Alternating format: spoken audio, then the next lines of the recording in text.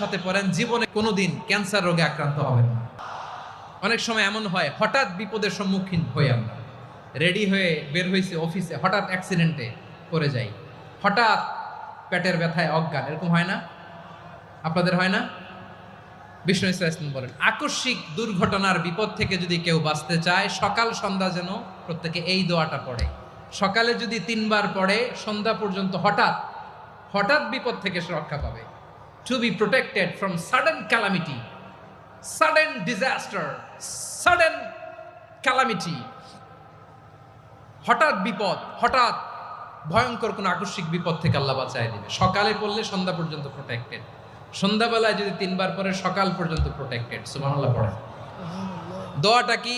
দোয়াটা হচ্ছে বিসমিল্লাহিল্লাযী লা ইয়াদুররু মা'a ইসমিহি শাইউন ফিল আরদি ওয়ালা ফিস সামাই ওয়া হুয়াস সামিউল আলিম। ছোট না? অনেক ছোট, মুখস্থ করবেন।